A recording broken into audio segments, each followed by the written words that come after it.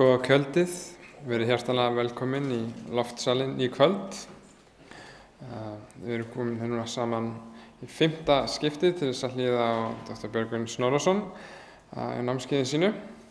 Áður en ég gefa honum orðið þá ætla ég bara að biðja alla að taka símana sína og setja þá á hljóðastillingu.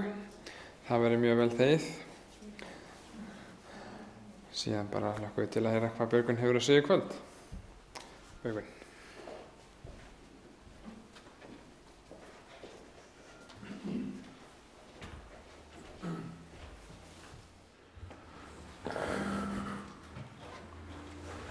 Já, komið öll blessuð og sæl, gaman að sjá ykkur aftur. Og efnið okkar í kvöld, mér finnst það persónulega mjög áhugavert og ég hef alltaf jafn gaman að rifja það upp þegar ég er að undirbúa mig. Og þetta er líka mjög gott efni. Þetta er efni sem virkilega segir okkur að Guð sé kærleikur og hann ann okkur meir en orð fá lýst. En hérna ætlum við að fá okkur smá inngang og eins og við öll vitum að þá er í gangi í þessum heimi okkar endalausar deilur milli góðs og ills. Og það er eins og sé engin endi í náinni framtíð. Okkur hefur tekist að rífast það mikið að tugir milljóna hafa dáið í stórum styrjöldum. Og hérna sjáum við ágæta mynd af Kristi og Satan, þar sem Kristur er í eyðimörkinni og djöfullinn bendir honum á ríki þessa heims og segir við Jesú, ef þú fellur fram og tilbyðir mig, þá skal ég gefa þér konungsríki þessa heims. Og Kristus svaraði eiginlega hæl og sagði, vík frá mér Satan, því að þú veist að skaparinn einn, Guð, á rétt á tilbeiðslu og enginn annars. Og ég held líka að Kristur hafi ekki haft mikinn áhuga á því að fela hinum illa stjórn þessa heims, því að honum hafði ekki tekist það vel til fram að þessu. En þetta snýst deilan. Og bara stuttlega þá ætlum við að rifja upp í ljósi Daníelsbókar söguna frá tíma Daníels, fyrir hratt yfir þetta.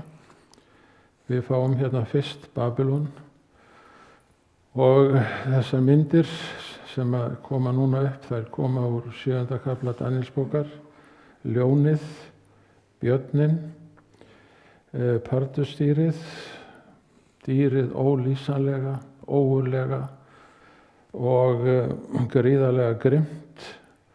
Síðan kemur páfadómur í kjölfar þess. 7. ríkið er Sovétríkin sem nú eru hrunin og Bandaríkin eru stórveldi sem uppi er og það segir í Ópenubókinni 17 að Bandaríkin muni einungis vera stórveldi stuttan tíma. Hversu stutt það er veit maður ekki. En þessi sami kafli segir okkur að páfinn muni koma aftur og ná völdum svipuðum þeim sem að páfinn hafði á miðöldum. Og það gerir mann auðvitað svolítið hræddan því að miðaldirnar voru ekki mjög fallegar. Þegar við hugsum rannsóknarréttinn og allar þær 100.000 sem týndu lífinu vegna rannsóknarréttarins. Og svo höfum við loforðið steininn sem kemur og mylur líkneskið og það er við endurkomu Jesú Krists. En þó svo að sagt sé að steinninn mylji ríki þessa heims, að þá höfum við aðra lýsingu í 11. kafla Ópenubókarinnar sem segir okkur að það erum við sjálf sem munum sjá til þess að þessi heimur líði undir lok. Og Pétur segir í bréfi sínu að við munum meira sér sjá til þess að frum efni gufuhvolsins munu leysast upp í brennandi hita. Og við eigum sprengjur til þess að gera þetta allt saman. Og þegar að við svona eins og höfum runnið okkar skeið, þá kemur Jesús og grípur inn í og býður upp á nýjan himinn og nýja jörð. Þannig að þetta svona saga þessa heims í stórum dráttum. En kaflinn sem við ætlum að byggja erindi okkar á í kvöld sá 8. í Daníelsbókinni. Og það svo merkilegt við þennan kafla að hér notar Guð ekki villidýr til þess að tákna stórveldi þessa heims. Hann notar dýr sem voru aðal fórnardýrin á svokölluðum friðþægingardeginum. En hann kom einu sinni á ári, ég veit ekki, hann kemur aftur. Og þessi friðþægingardagur sem var fyrirboði þess að það mundi koma dómur, en dómur í garð Guðsbarna ekki svona dómur þar sem við erum dæmd sek, heldur notað orðið friðþæging, fyrirgefning. Og þessi dýr geithafurinn og hrúturinn, þetta voru aðal fórnardýrin á friðþægingardeginum mikla. Og það sem ég held að Guð sé að segja við okkur, að þessi heimur, hann vill frelsa sig sjálfan. Og friðþægingardagur mikli, hann frelsunardagur fyrir fólk Guðs. En heimurinn segir, við þurfum ekki á Guð að halda til að frelsa okkur úr illskunni, við getum séð þetta sjálf. Og þess vegna þessar tákmyndir notaðar af fórnardýrunum á friðþægingardeginum mikla. En okkur sagt í textanum að hrúturinn séu metar og pessar, þannig að við þurfum ekkert að giska á það, og að Grikkland sé geithafurinn og stóra hornið í enni geithafusins, það sé fyrsti konungurinn, það sé Alexander mikli. En þegar hann hefur runnið sitt skeið aðeins 33 ár, hann aðeins 33 ára, þetta ekki nema 13 ár sem hann ríkir, og þá deyr hann mjög ungur, mjög sennilega úr hitasótt, en eftir hann átti að koma 4 konungsríki sem yrðu þó ekki jafn öflugu hans, vegna þess að þetta táknar með því að geithafurinn, hann fær allt í einu 4 horn, og meðan þetta eina horn sem var í enninu brotið af. Það að segja, Alexanders tími átti sitt skeið og endaði í Babylon. Því miður sennilega við drykkjuveislu, en það ekkert ólíklegt að hitasótt hafi endað ævi hans, og þar að auki var hann örugglega mjög sár undan bardögum sem hefðu staðið yfir alveg frá því að hann ræðst inn í Litlu Asíu, rétt 20, og hann alltaf í forystu fyrir öllum bardögum, þannig að það hlýtur að hafa reynt mikið á hann, það fer ekki á milli mála.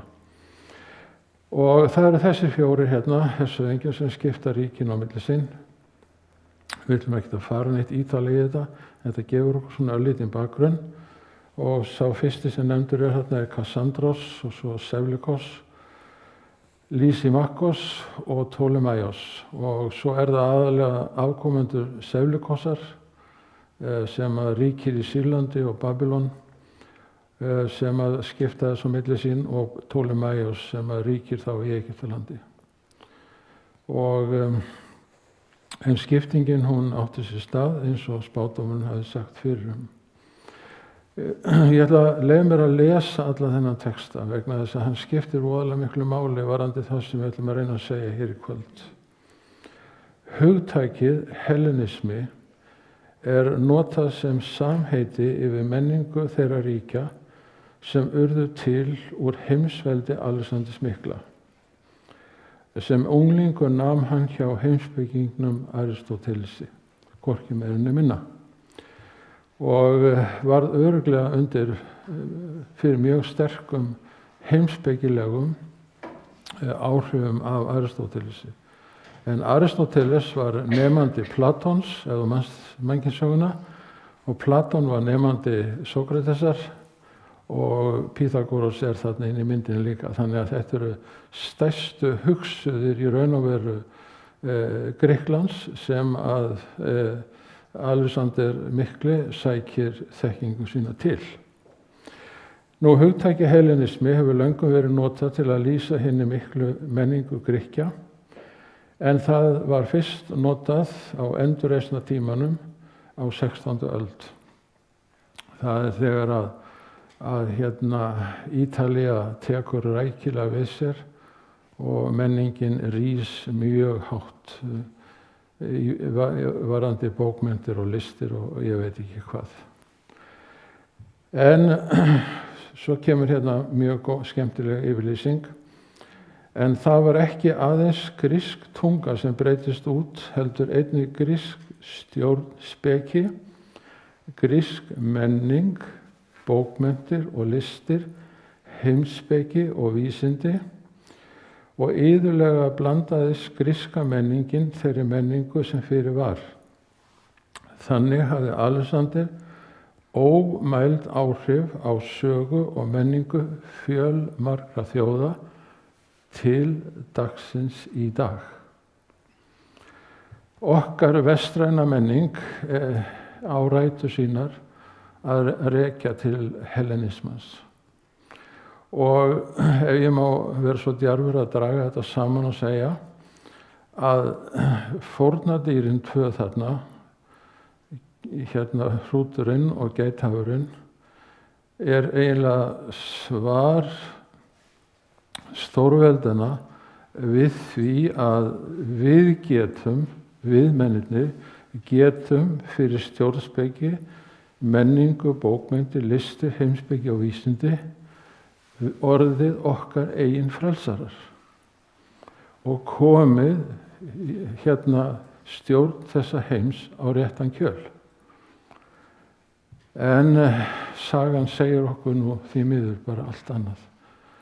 Og þess vegna við þurfum að fá þennan bakgrunn því að nú kemur Guð með sína tillögu það hvernig hann ætlar að bjarga heiminum okkar og gera hann byggilegan. En hér eru 2 textar sem við þurfum að lesa frá Daníelsbókinni, að ríki Alexanders mikla, það mun taka enda. Og þeir sem komu í kjölfar Alexanders mikla munu fylla mæli misgjörða sinna og þá mun konungur óskyldur þeim taka við. Og þarna í seinni hlutanum í Daníel 11 segir að ríki hans verður eitt og fengið öðrum. Já, takk, takk fyrir. Þannig að þetta volduga heimsveldi það mundi ríða undir lok og við mundi taka annað stórveldi. Og ég verð að leyfa mér að segja það hér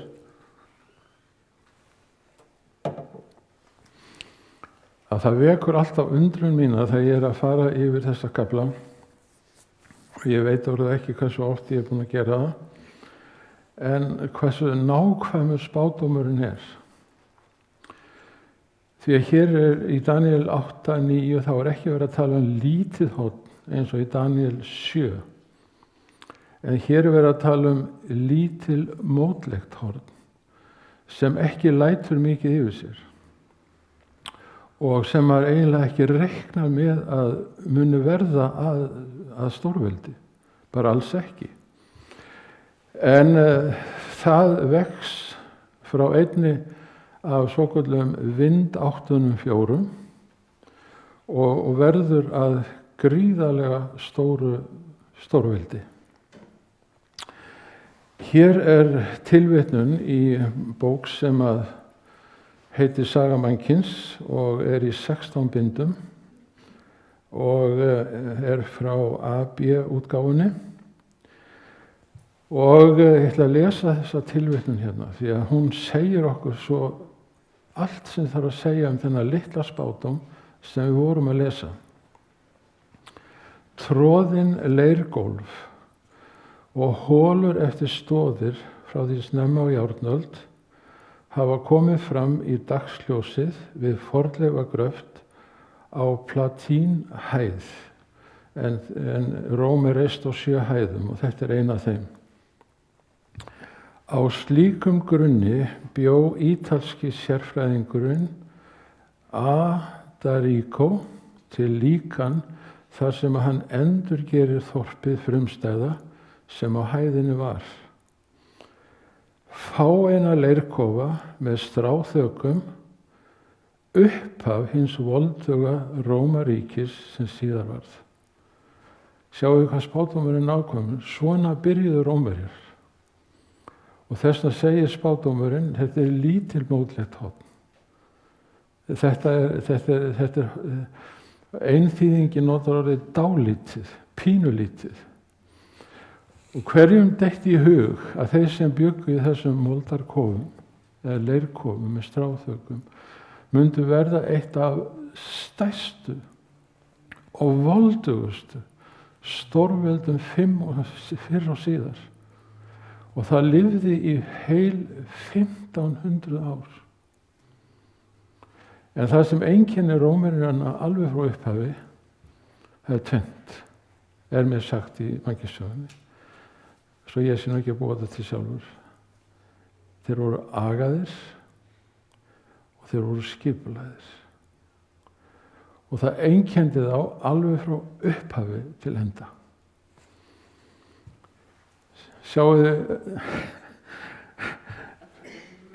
finnst ykkur nokkur einasti munur á þessari mynd og þeirri sem við sáum rétt á þann? Og maður hristir bara höfuðið þegar maður sér uppfyllingu spádómsins, hvað hann er ótrúlega nákvæmur. Og þetta er nú frekt hús sem er kallað Colosseum, en það ber nú ekki nafni sitt af því að vera mjög stórt, heldur vegna þess að við hlíðin á því var stytta af sjálfum Nero, illmenninu Nero. Og það var svo kolossalt stórt að það var kallast Colosseum. En hvað það? Hverjir byggðu þessa byggingu? Gyðingar sem teknir voru til fanga þegar að Jerúsalem leiðin til lok árið 70. Hugsaðu ykkur framtíðina sem þeir fengu. Fyrir það eitt að hafna fyrirgefningartilboði Jesú Krists. En þetta horn, það kemur sem sagt frá einni af vindáttunum og það er lítilmótlegt. Og það vex til suðurs, austurs og mót prýði landana. Og hér er spádómurinn aftur mjög nákvæmur. Hérna höfum við Róm.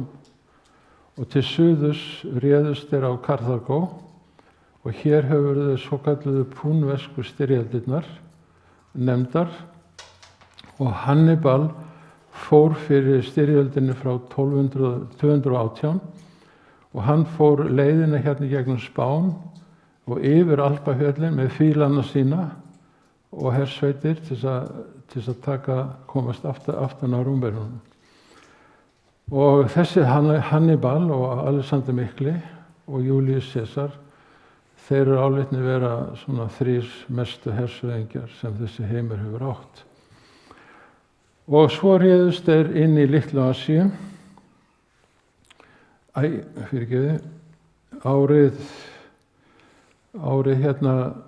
190, þá ráðast þeir inn í Litlu Asíu og það er Antíokkos Epífanes, afkomandi Seflukosar, sem að þar ríkir og þeir leggja undir sig Tyrkland og Litlu Asíu og svo kemur Pompeius árið 64 og leggur undir sig Palestínu.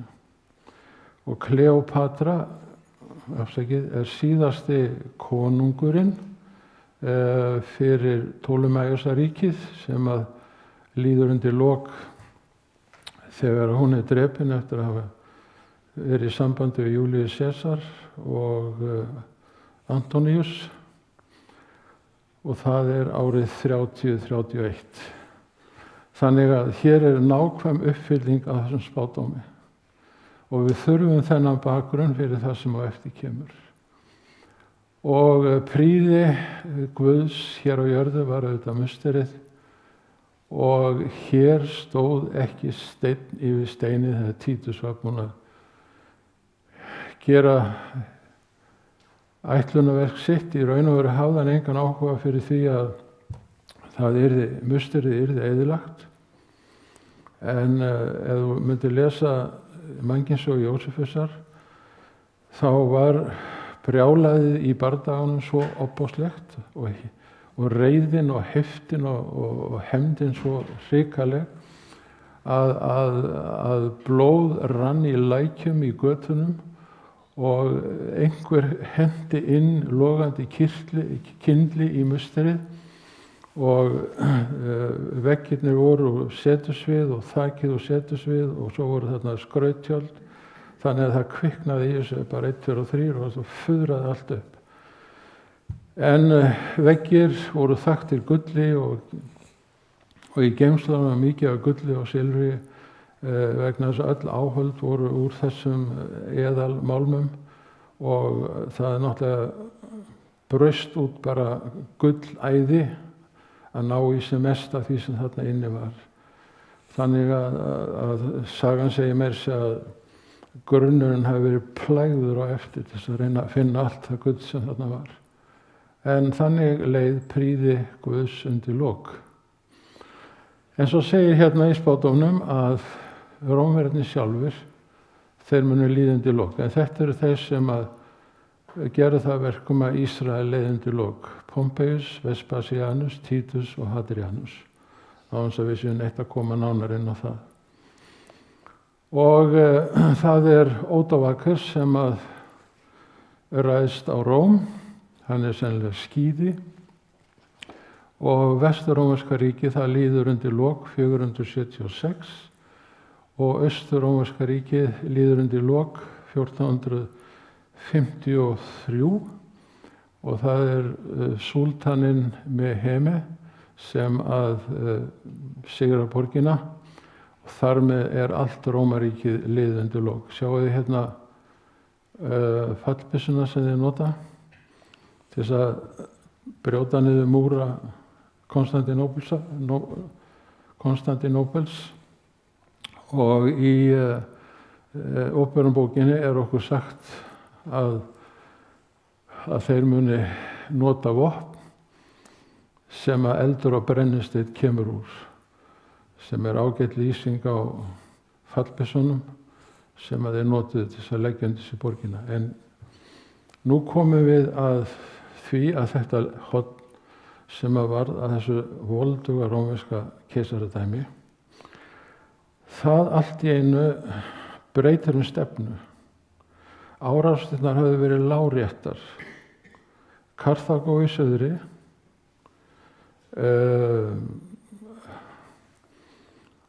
Seflukosaríkið í norðri og ríki Guðs við Miðjarðarhafið. Allar árásirnar hafa verið láréttar eins og eðlilegt er hér niður á jörðinni.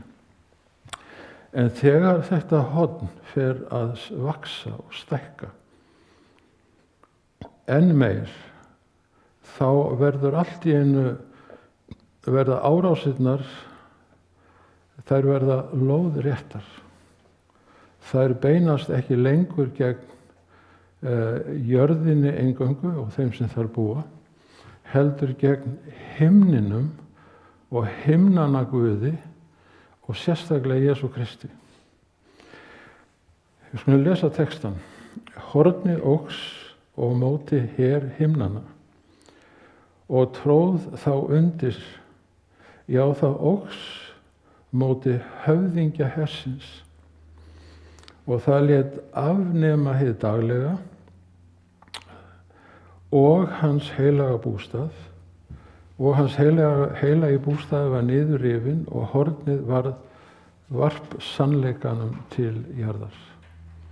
Þannig að hér ekki bara árás á jarðneska konunga og jarðnesk stórveldi, heldur ráðist á himinin sjálfan, höfðingja hersins á himnum, Jesúm Krist. Hinn daglega þjónusta Jesú Krist afnumin og hinn heilagi bústaður Guðs á himnum troðið niður og sannleika Guðs varpað til jarðar. Og þetta ætlum við aðeins að nota svolítinn tíma í. Hornið sem núna allt í einu blæs út og þá sérstaklega gegn Guði, það ekki hið gamla rómverska ríki einungis. Heldur það sem gerist núna það að kristin kirkja, hún gengur í hjónaband með ríkisvaldinu og ríkisvaldið gefur henni jarðnesk yfirráð og sjálf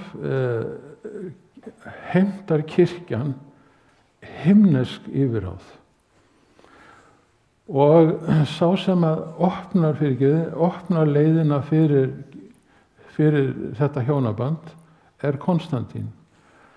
Þegar að hann gefur út tilskipun trúfrelsi í öllu ríkinu. Fram að því frá dögum Nerós 64 hafði kirkjan þurft að líða gríðarlegar ofsóknir af hendi rómverska ríkisins. En svo bara allt í einu, það eins og hendi sé veifað og það bara sagt, heyrðu, við hættum þessu. Og við gefum kristnum mönnum frelsi til jafns við heiðingjana til þess að trúa því sem þeir vilja. Og svo líða ekki mörg ár, þetta árið 313. Svo líða ekki mörg ár þangað til að Theodosius, keisari, samþykkir það að þeir einu sem fá að njóta trúfrelsis og tilbiðja sinn Guð eftir sinni samvisku, það séu þeir sem kallaðir eru kaþólskir kristnir. Og hann gerir kaþólska kristni að ríkistrú. Hann bannar heiðnina, hann meira segja bannar ólympíuleikana. Og kirkjan, hún náttúrulega gleypir við þessu. Því allt í einu hún búin að fá öll þau völd sem kirkjan undir niðri þráði. Og hún fær þessi óskertu völd með því að ganga í hjónasæng með ríkisvaldinu. Svo það Klóðvík VIII sem að leggur hornsteininn að því sem seinna verður hið heilaga rómverska keisaradæmi. Og frægastur þessara keisara Karl mikli sem að var sverð kirkjunar út á við, því að kaþólsk kirkja, hún notar ekki boðun til þess að afla meðlima, heldur sverðið.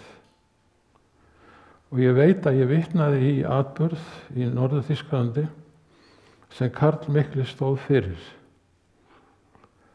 Hann þvingar 4500 saxa til hlýðni við kaþólska trú og þegar hann búinn að láta skýra það alla til kaþólska trúar þá hálsheggur hann á alla saman. Og þegar að fréttirnar bárust til Danmerkur þá bókstaflega lokuðu Danir landamærunum. Og það væri gaman að segja meira þetta og keltana, en við höfum ekki tíma til þess. Svo það Justinianus sem síðasti keisarinn sem ríkir bæði yfir vestur og austur rómverska ríkinu. Hann tekur saman öll borgarlega lög, en hann tekur líka saman í eina bók í raun og veru kirkjulögin. Og það sem hann gerir það að hann gefur kirkjulögunum sama vald yfir þegnunum eins og hinn borgarlegu völd höfðu. Og hinn borgarlegu völd, þau náttúrulega voru sett til þess að hafa hemil á illskunni, þjófinum, morðingjanum og legaranum, til þess að nefna eitthvað sem dæmi. En það að kirkjan skuli fá sín lög viðurkennd jafn rétt á og hinn borgarlegu lög, það gerir það verkum að kirkjan gat dæmdi til dauða ef þú hafðir einhverja aðra skoðun í trúmálum en svo sem að kirkjan viðurkenndi. Og þess vegna fáum við rannsóknarréttinn og allar þær pyntingar og aftökur sem því fylgdu. Og þetta þróun sem á sér stað í Evrópu og þetta vald, þetta kirkjulega vald og þetta borgarlega vald, það það sem að ræður öllu í gegnum allar miðaldir. Og það kemur smá hlé þegar að siðbótin kemur, en hléð kemur í raun og ekki fyrr heldur en að Evrópubúarnir sem voru ofsóttir af kirkjuvaldinu flýja til Bandaríkjanna meðal annars 1620 þegar Mayflower siglir yfir hafið.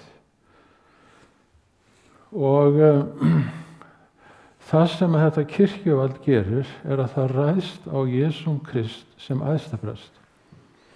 Jóhannes hérna á Patmos og hann fer að sjá Jesúm Krist á himnum í sínum helgidómi með sínar 7 ljósastikur, klæddur hvítum kyrtli æðstaprestsins með gullbelti sig miðjan. Og á þennan æðstaprest ræðst kirkjan og við munum sjá hvernig hún gerir það örlítið seinna. Og Kristur kom til þess að hjálpa sínu eigin fólki. En hér segir spádómurinn að eftir 70 vikur, sem 490 ár, við komum að því örlítið seinna, þá mun sem sagt fólk Daniels, þar segja gyðingarnir, verða herleitir og hinn helga borg, hún mun líðundi lok. Kristur mun koma til þess að sýna fram á að glæpurinn sem við köllum illsku, hann mun ná ákveðna hámarki við komu Jesú Krists. Vegna þess að illskan svo ofboðsleg að hún tekur þennan kærleiksríka Jesú Krist og hans fórn og fyrirgefningu af lífi. Svo ill illskan að það besta sem til eins og Jesús Kristur var, að það tekið af lífi. En Kristur hann mun með komu sinni hingað, þá mun hann leiða fram eilíft réttlæti og hann mun innsigla það sem spámenn Gamla testamentisins hafa sagt hann, og hann mun vígja hið allra helgasta, og það munum við líta betur á þegar framlíða stundir. Það segir í textanum að páfinn, hann upphóf sig til jafns við fursta hersins, og fursti hersins, hins himneska og hins jarneska, það er að segja hinnar sönnu kristinna kirkju, að páfinn sagði ég er jafningi Jesú Krists. Og við munum sjá það örlítið betur þegar við komum lengra inn í fyrirlesturinn, að þetta er virkilega því miður satt. Og ef við myndum lesa Þessalónikubréfið og Åpenbararbókina 13, þá stendur nákvæmlega það sama þetta vald sem Páll sagði er þegar farið að starfa innan kristinna kirkju á Páls tíma í felum, í leyndum, en það mun síðar stíga fram. Og hans heilagi bústaður var rifið niður. Það er að segja þau verkefni sem Kristur vinnur í hinum himneska helgidómi, en sá jarneski sem við sjáum hér var byggður samkvæmt himneskri fyrirmynd. Þannig að þó svo hinn jarneski sé ekki bókstaflega rifið niður af kirkjunni, þá er starfsemi hins himneska helgidóms, hann er allur rifið niður. Og það fyrsta sem þeir gera er að afnema hið daglega. Í þýðingun okkar stendur hina daglegu fórn, en orðið fórn er ekki til í frumtextanum. Því að það er ekki bara verið að tala hina daglegu fórn, heldur hina daglegu þrjár þjónustur sem unnar voru í helgidóminum. Og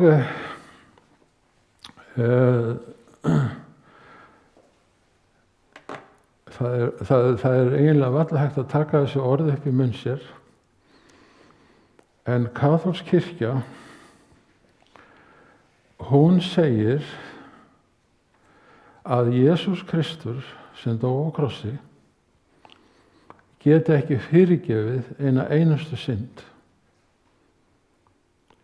Hann getur kannski fyrirgefið erfðasyndina, en í Biblíunni er erfðasyndin ekki til. Og það sem að kaþólikarnir segja í viðbót er það að brauðið og vínið á altarinu getur presturinn breytt í líkama og blóð Jesú Krists, þannig að þegar þú tekur við oblátunni, þá tekur við bókstaflegum líkama Jesú Krists. Þó að sjáist ekki hið ytra, þá er hann hið innra, og sömuleiðis með blóðið. Og Ligori nokkur, einn af doktorum kirkjunar, hann segir, þannig getur presturinn skapað skapara sinn á altarinu og fórnað honum á altarinu til fyrirgefninga syndana. Og það fær enginn nema sá sem kaþólskur er að ganga til altaris í kaþólski kirkju. Þannig að við sem erum mótmælendur og höfum ekki aðgang að þessari heilugu messufórn, við förum öll til helvítis samkvæmt þessari kirkju, sem er svo vinsæl í dag að það sem ég er búin að segja núna, það get ég þurft að borga fyrir dýru verði. Og það sem mér finnst svo sorglegt er að það eru allt og margir mótmælendur sem hafa áhuga fyrir því að fá þessi réttindi frá kaþólikunum til þess að breyta brauðinu í líkama Jesú Krists og víninu í blóð, til þess virkilega geta sagt við altarisgönguna, þetta er líkami Jesú Krists. Þetta er blóð Jesú Krists. Þegar þú hefur borðað þetta og drukkið þetta, þá hefur þú öðlast fyrirgefningu synda. Þeir sem til dæmis lenda í skilnaði innan kaþólsku kirkjunnar, hjónaskilnaði, þeir hafa hingað til að því ég best veit ekki leyfi til þess að ganga til altars, sem þýðir að þau fara öll til helvítis. Kannski í hreinsunareldinn, ég veit það ekki, en þannig tók þessi kirkja heimild Jesú Krist til fyrirgefningar syndana og sagði, hann getur ekki fyrirgefið. Það eru við, það er presturinn okkar sem skapar sinn á altarinu og fórnar honum til fyrirgefningar syndana. Og þeir fórna honum aftur og aftur og enn aftur. Þó svo að það standi aftur og aftur í Hebreabréfinu að Jesús dó í eitt skipti fyrir öll. Það þarf ekki að endurtaka dauða Jesú Krists.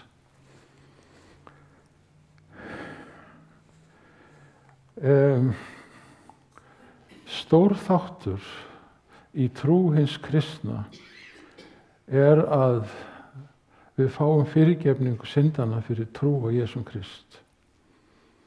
Og þegar við höfum þannig öðlast réttlætingu fyrir misgjörðir okkar, þá segir Páll í Rómarbréfinu 5. kafla að við höfum aðgang til Heilags Anda sem mun hjálpa okkur þannig að hann fyllir hjörtu okkar af kærleika til manna og Guðs.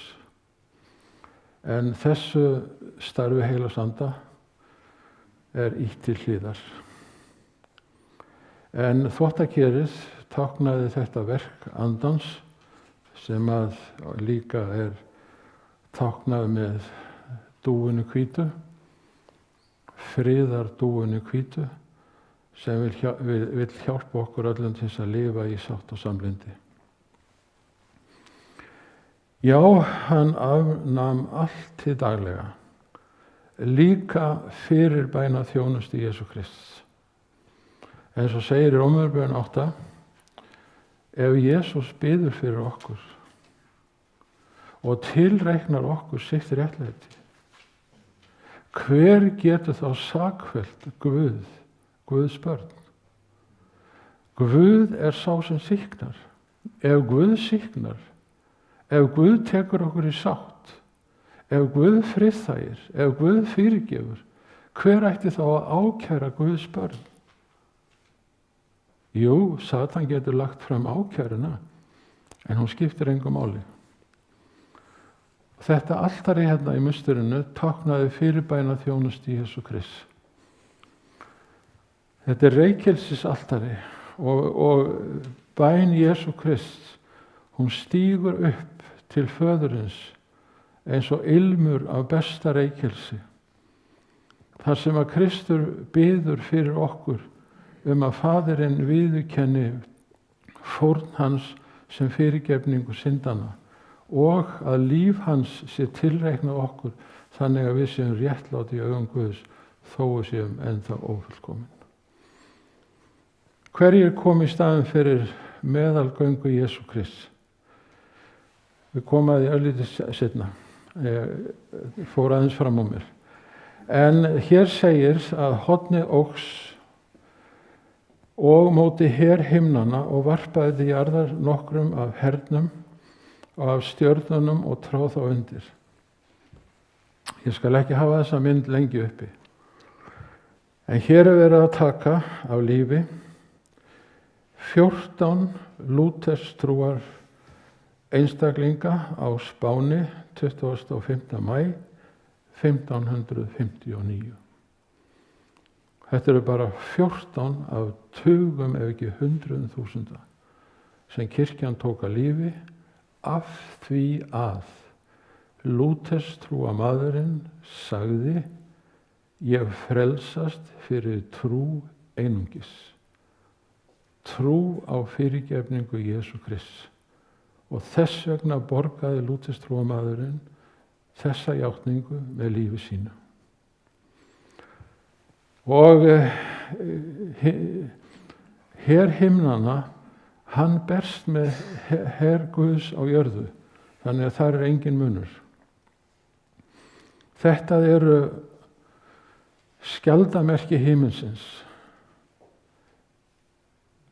jafnt sem skjaldamerki okkar hér á jörðu. Þetta eru skjaldamerkin í kringum tjaldbúð jarðarinnar og þessi sömu skjaldamerki í kringum her himinsins. Her himinsins og þessi 14 lúterstrúarmenn, þeir tilheyrðu her himinsins þótt þeir væru á jörðu.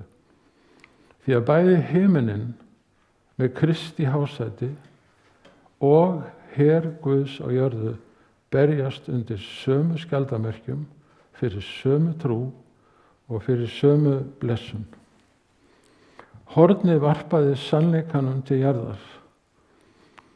Í Rómverjabréfinu 1. kafla og 18. versi okkur sagt að sannleikurinn sé boðurinn 10.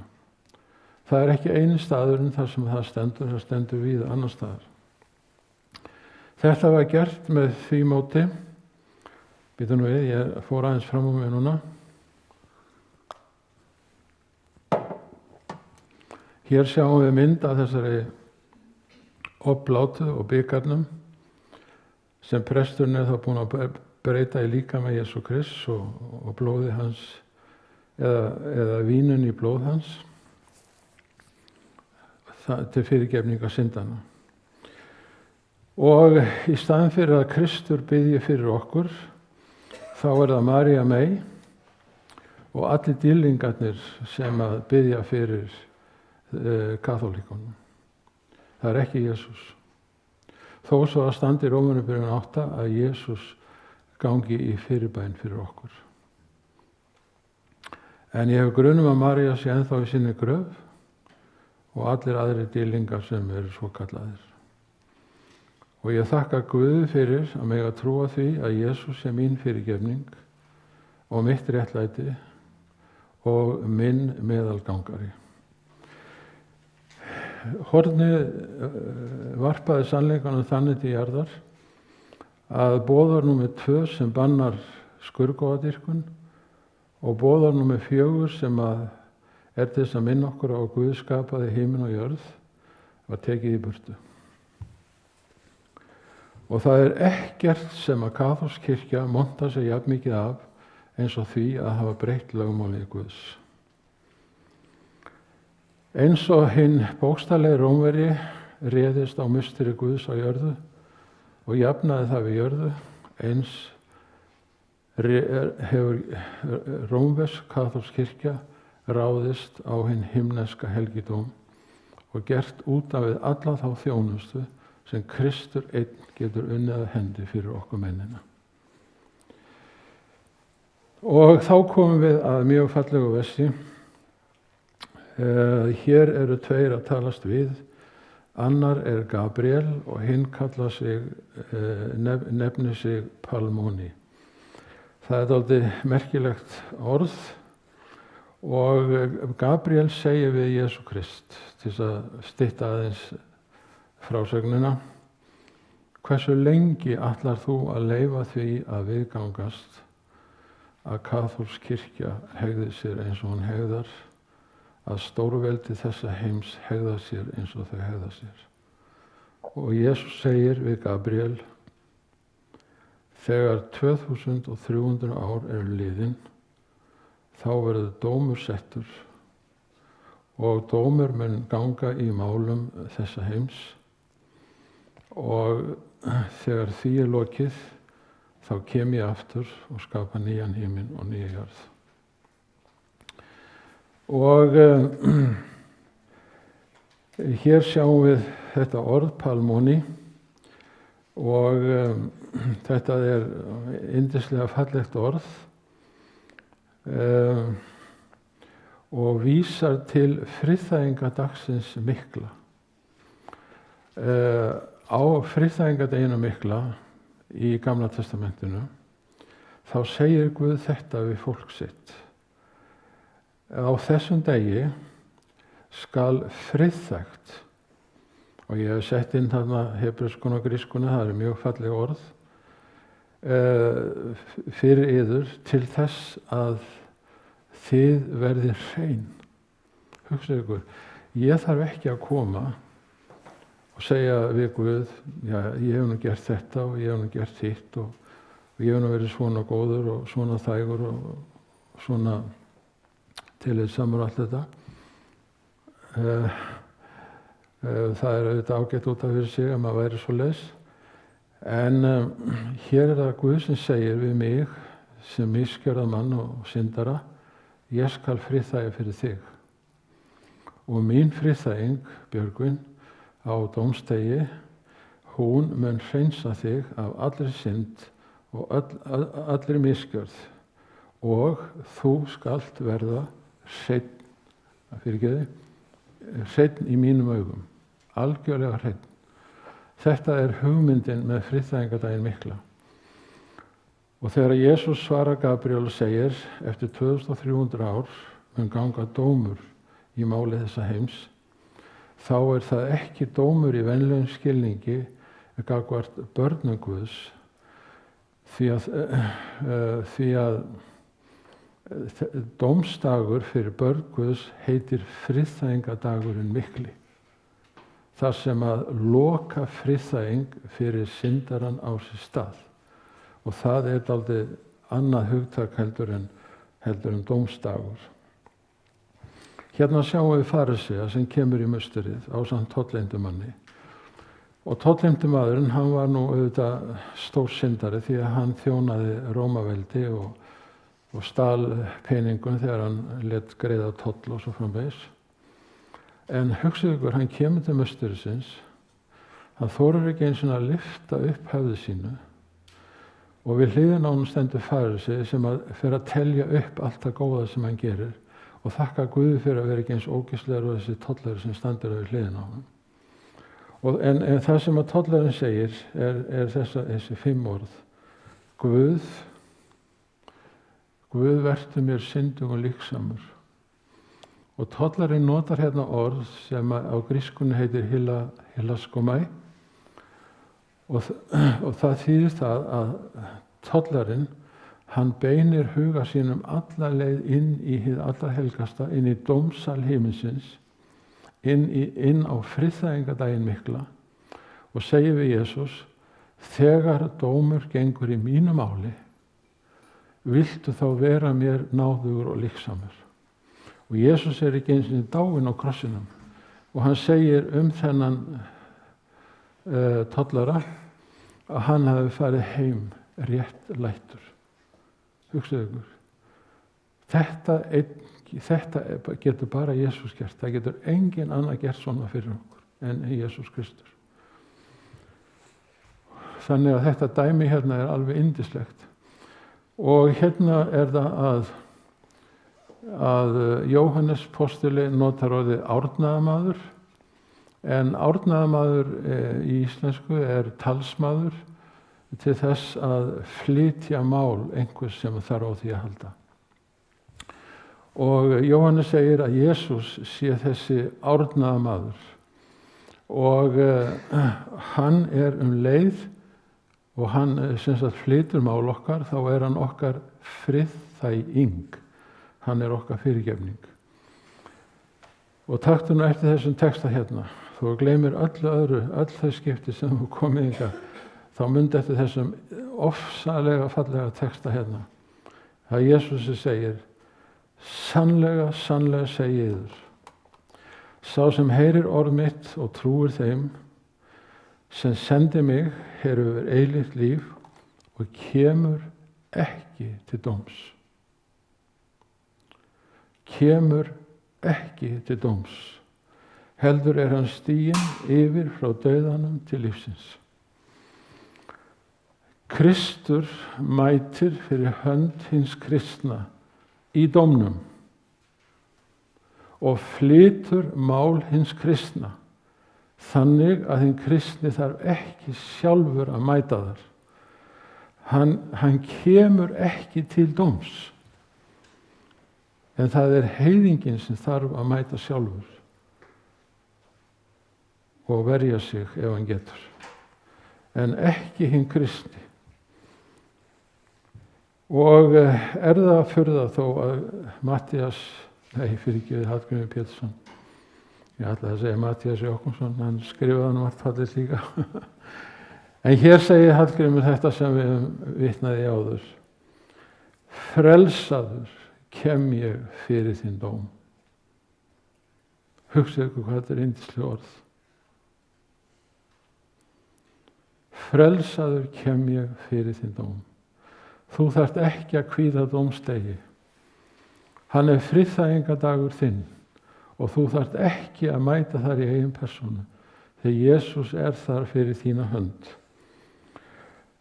Og þá örlítið Palmoni, við skulum segja söguna í stórum dráttum. Orðið Palmoni kemur til okkar frá Rútarbókinni. En Rut orðin ekkja, sömuleiðis tengdamóðir hennar Naomi, og þær eru komnar frá Móabslandi. Þær eiga ekki krónu, þær eiga tæplega húsaskjól, þær eiga einhverja tötra til að vera í. En svo fátækar eru þær að Naomi sendi Rut út á akurinn til þess að skríða þar á sínum 4 fótum og tína það upp á kornið sem eftir þegar búið að skera upp kornið. Og Naomi vildi að hún færi aftur til Móabslands, en Rut sagði: aldrei, aldrei. Þinn Guð minn Guð. Þitt land mitt land, þitt fólk mitt fólk. Þar sem þú deyrð, þar dey ég. Og það sem Rut að segja: ég mun aldrei yfirgefa þig í ellinni, aldrei. Ég mun vera þér hægri hönd í þinni elli, þangað til þú sofnar. Þá það Bóas fréttir af Rut og hann hrífst af kærleika Rutar til tengdamóður sinnar. Og hann verður ástfanginn af Rut. Og þess vegna mætir hann í borgarhliðinu. En þar var líka dómssalur til forna. Og hann segir: ég hef heimild til þess að leysa eignir Naomi til mín. Og ég hef leyfi til þess að leysa Rut til mín og líka Naomi og gefa þeim eilífa framtíð. Og þetta það sem að Jesús segir við okkur öll: ég get keypt þig frjálsan. Þú þarft ekki að vera niðursetningur. Ég get keypt þennan heim aftur handa þér og skapa hann upp á nýtt. Ég get gefið þér eilíft líf. Ég get gefið þér framtíð. Og það var það sem Bóas gerði fyrir Rut. Og takt eftir því að ástæðan fyrir því að Bóas gerir þetta að hann ástfanginn. Og mér finnst það kannski svolítið skrítið að nota það orð Jesú Krist.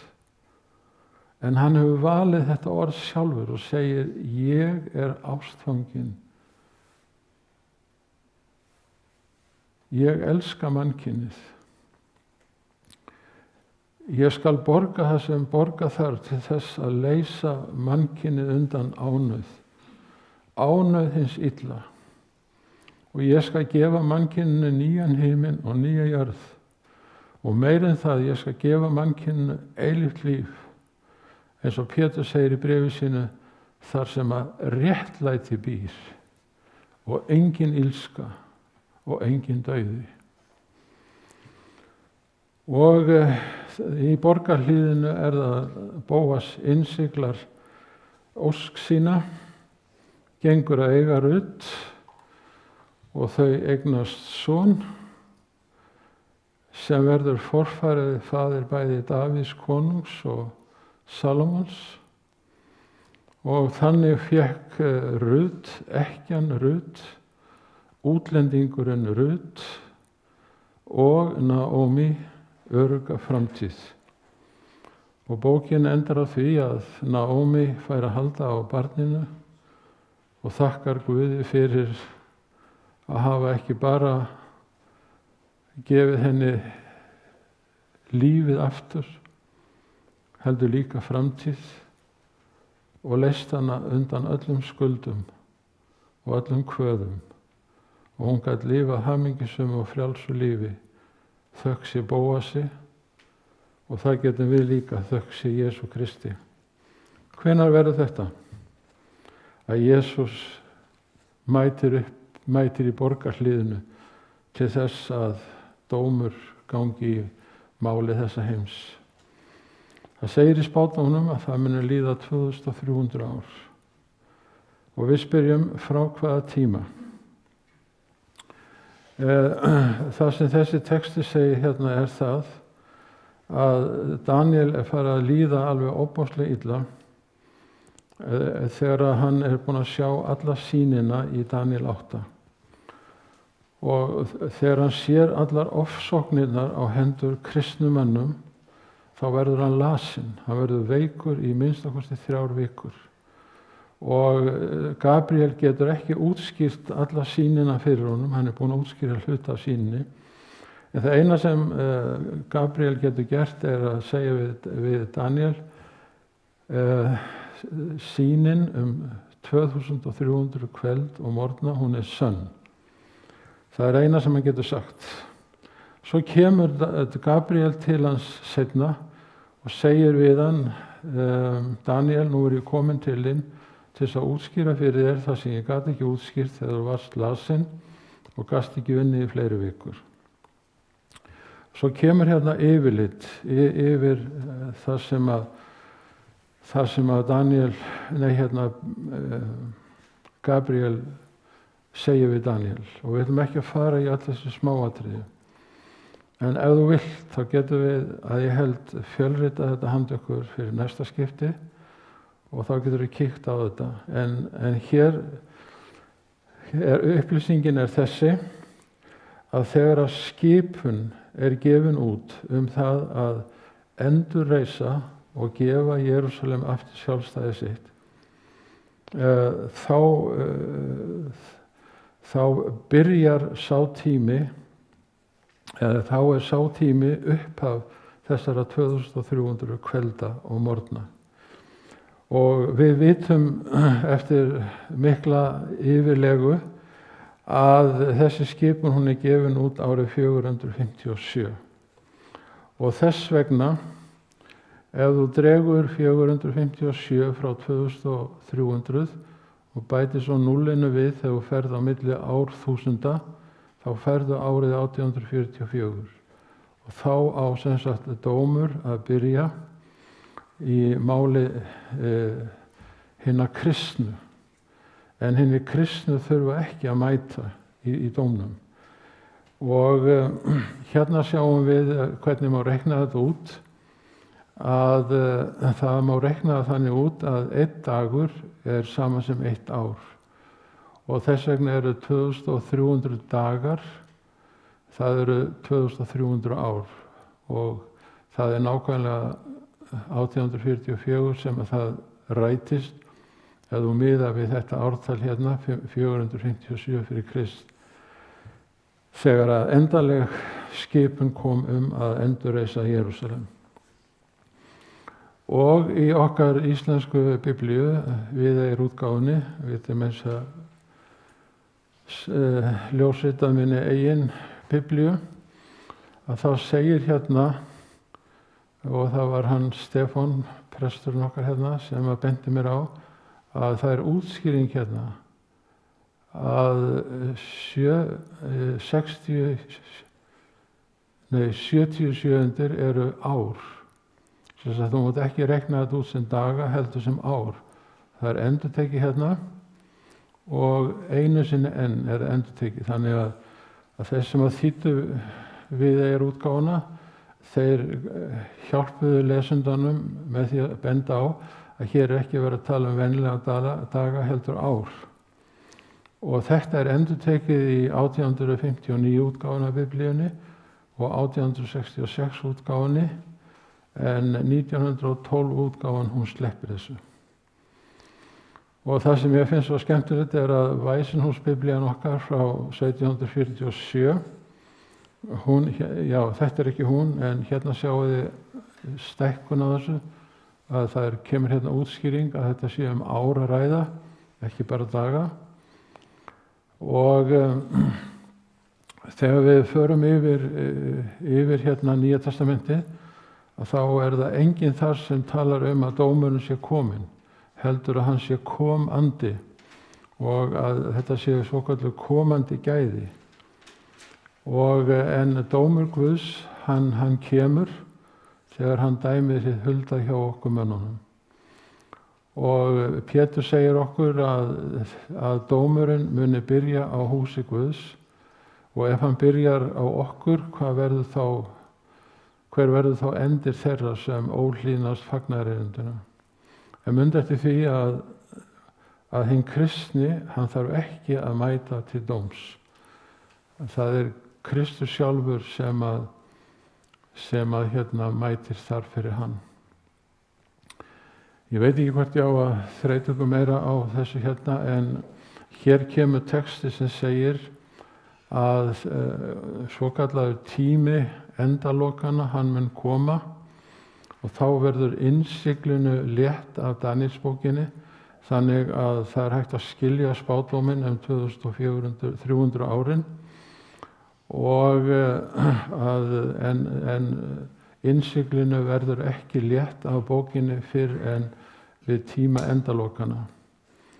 Og tími endalokana, hann kemur í lok 1260, 90 og 1335 árana, og það er mjög nákvæm útskýring á því hvenær þessi ár byrja í Daníelsbókinni. Þau byrja 508 og 538 og renna út hérna 1798 og 1843. Og það segir okkur að þá erum við komin inn í tíma endaloka þessa heims, og þá erum við komin inn í tíma dómsins líka, hérna 1844. Og árið sem Kristur var skírður og krossfestur og júðunum hafnað, það er líka fellt inn í þennan volduga spádóm. Og hér eru þessi ár, og hér sjáum við hversu oft er talað um dóminn í Biblíunni. Þetta eru 5 skipti sem að sérstaklega er talað um hvenær og hvernig dómurinn fer fram. Og hér er Kristur kominn inn í hið allra helgasta, og það sem er svo skemmtilegt við þennan skjöld hérna með undurfögrum gimsteinum er að nafn Ísraels ættbálkanna var skráð á þessa steina og líka nöfn lærisveinanna. Þannig að þitt nafn er hérna líka, og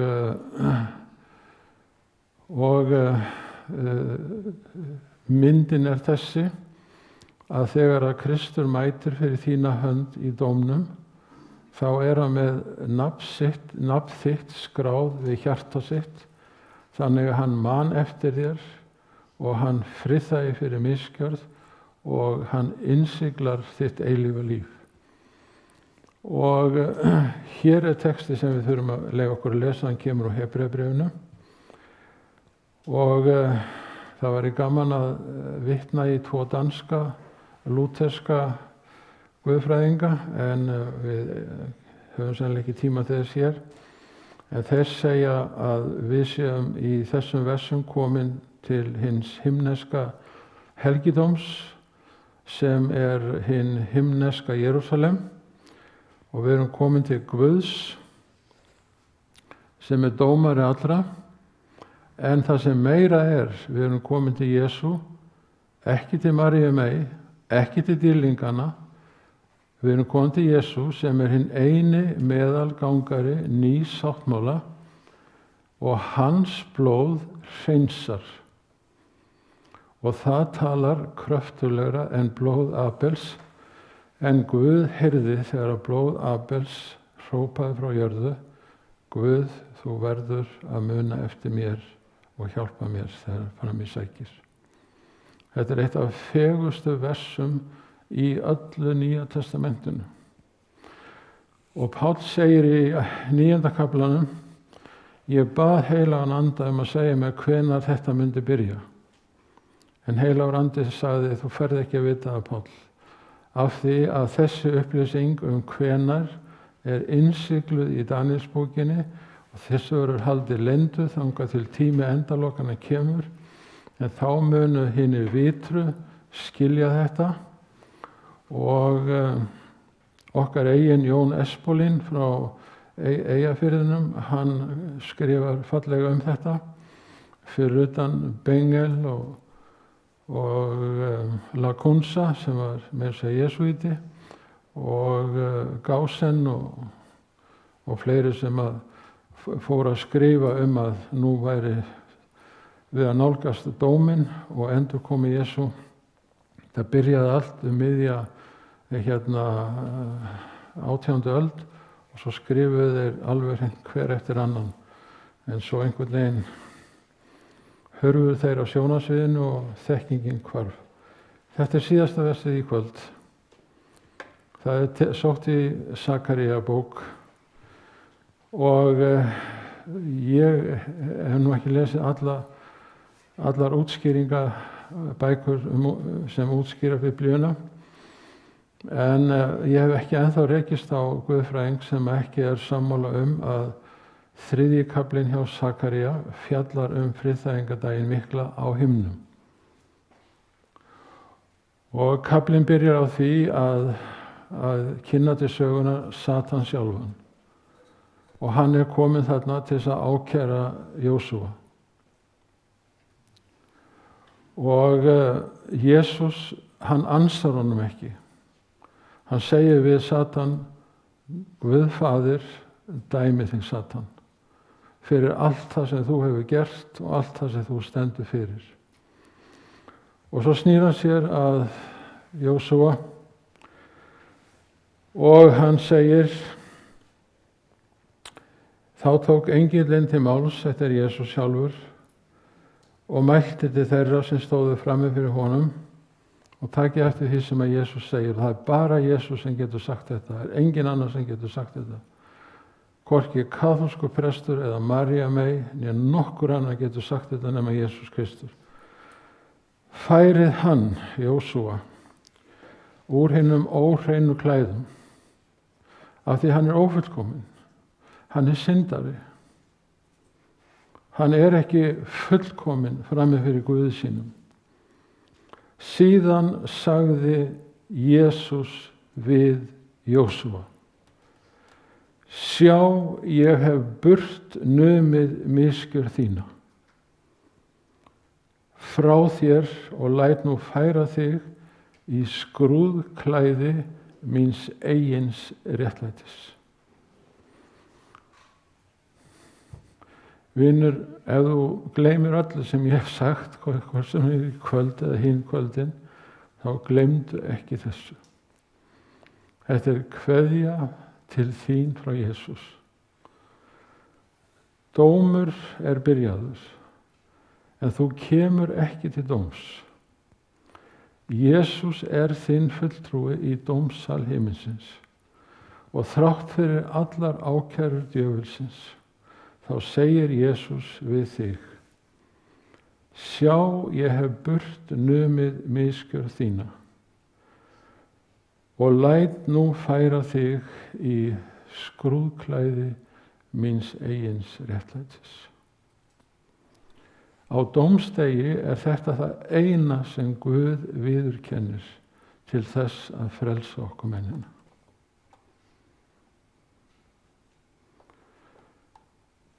Guð blessi þig með þeirri fullvissu að þetta kveðja til þín persónulega. Næst ætlum við að fara inn í efni sem kannski svolítið erfitt. Það um hann Lykla Pétur. Ég átti ágætan vin sem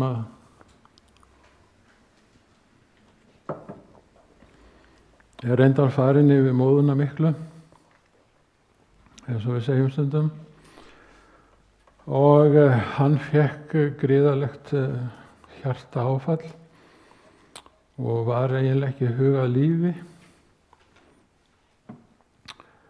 Og þegar hann vaknaði, þá segir læknirinn svona við hann: sástu Lykla Pétur?